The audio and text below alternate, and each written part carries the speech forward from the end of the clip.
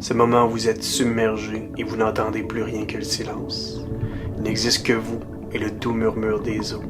Pleinement assiégé par l'instant présent, vous avancez au rythme des vagues qui vous bercent. Le monde s'arrête, des distractions s'éteignent et le calme s'impose. Avoir des enfants, c'est tout le contraire. Vous avancez à leur rythme, vous n'entendez plus qu'eux, le silence n'existe plus, vous avez de la misère à être dans le moment. C'est eux qui s'imposent, c'est vous qui les bercez, et le monde ne s'arrête jamais avant qu'il soit couché. Et encore là. Mais par contre, comme dans l'eau, vous êtes submergé puis vous avez de la misère à respirer. Pour être bien honnête avec vous, les 2 dernières années ont été les plus étourdissantes et les plus exigeantes de ma courte existence. On va se le dire, avoir des enfants, ça change une vie. En fait, t'en as plus tant que ça. En un instant, tout est chamboulé. Ton horaire est bousculé, tes plans sont changés, ton couple est éprouvé, et t'as l'impression de ne plus trop t'appartenir. Comme si on t'avait volé ton identité. Tu te demandes si ça va être comme ça pour toujours, si tu vas finir par redormir, si tu vas être capable de revoir un semblant d'équilibre de vie. Tu vis toutes sortes d'émotions, d'insatisfaction, de remises en question. En fait, t'es constamment amené au bout de toi-même par un flot ininterrompu de besoins pressants, de responsabilités prenantes et de crises stressantes. Puis c'est là que tu réalises que t'es pas aussi bon et vertueux que tu pensais l'être. Moi, j'ai réalisé que j'étais pas aussi patient que je pensais, que j'étais pas aussi doux et altruiste que je le prétendais, que j'étais pas aussi généreux et agréable que je croyais. J'ai réalisé que j'étais pas si aimant et constant dans mon amour envers ma femme, pas mal plus souvent préoccupé par mon bien-être que par le sien. Et c'est pas les enfants le problème dans l'histoire. J'étais le même gars avant de les avoir, mais le fait d'être pitché dans ce broyeur-là qu'est la vie familiale n'a fait que révéler le fin fond de mon cœur, qui était juste un peu mieux camouflé avant d'avoir des enfants. Et vous savez quoi? J'ai l'impression que c'est délibéré tout ça, que ça vient avec, que nos enfants nous placent dans un contexte de fatigue, de fragilité, de vulnérabilité et de changement constant pour que notre vraie nature finisse par ressortir et qu'on réalise qui on est vraiment. On dirait que ça a pour but qu'on admette l'état pathétique de notre être et qu'on cherche un secours ailleurs qu'en nous-mêmes.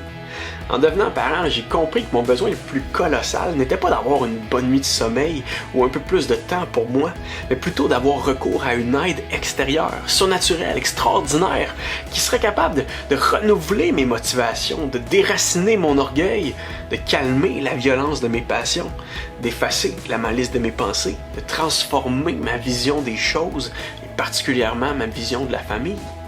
Et j'ai trouvé tout ça, et plus encore, dans la personne de Jésus. Le meilleur thérapeute pour parents imparfaits, spécialiste en cœur indomptable et expert en inaptitude parentale. Les enfants mettent en lumière les profondeurs obscures de nos cœurs pour qu'on trouve un sauveur en Jésus-Christ, un réconfort et un remède en lui. Par leur présence, les enfants nous orientent vers la plus grande des libertés, celle qui commence par l'abnégation de soi et qui se termine au pied de la croix. Cette liberté de devenir enfant de Dieu grâce au mérite de Jésus. Et en devenant papa, j'ai compris ce que ça voulait dire devenir enfant de Dieu. Mes enfants, moi, je les aime parce qu'ils sont les miens. Il aurait beau faire toutes les niaiseries du monde, je vais encore les aimer. Eh bien, c'est comme ça que Dieu aime les siens aussi, à travers un attachement motivé par sa propre bienveillance. J'ai compris que Dieu m'aimait pas parce que j'étais un bon enfant, une bonne personne meilleure que la moyenne, mais parce que j'étais son enfant grâce à l'œuvre de Jésus en laquelle j'ai cru. Et le fait de devenir enfant de Dieu nous fait voir les enfants et la famille d'une manière complètement différente.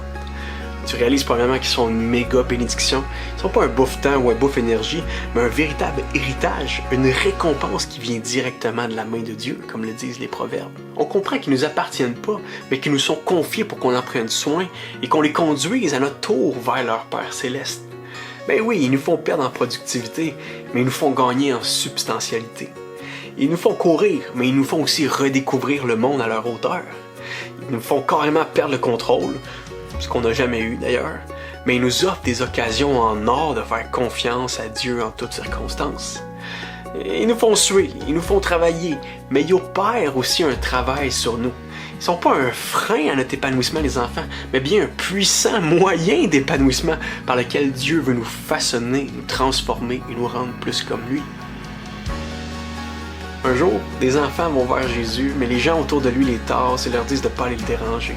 Après tout, le Fils de Dieu a des choses pas mal plus importantes à faire. Mais Jésus s'indigne devant cette scène-là et leur dit Laissez venir à moi les petits-enfants, empêchez-les pas, parce que le royaume de Dieu est pour ceux qui leur ressemblent. Je vous le dis en vérité, quiconque ne recevra pas le royaume de Dieu comme un petit enfant n'y entrera pas. Puis il les prit dans ses bras, les bénit en leur imposant les mains. Dans une culture qui considérait les enfants avec très peu d'égard et qui souvent les exploitait, Jésus prend le temps de jouer avec les enfants, de les faire venir vers lui et de prier pour eux. Jésus aimait les enfants et les enfants aimaient Jésus. Il les prend même comme un exemple de foi. Il nous invite à le recevoir et recevoir son œuvre avec un cœur d'enfant. Pourquoi? Parce que oui, les enfants ne sont pas innocents et blancs comme neige, mais on leur doit une chose. Ils nous croient. Ils boivent nos paroles avec simple acceptation et humilité. Ils sont réceptifs, les enfants. Ils ont une attitude de confiance envers nous. Ils savent là, qu'ils peuvent nous suivre. Ils peuvent suivre papa-maman parce qu'ils sont entre de bonnes mains.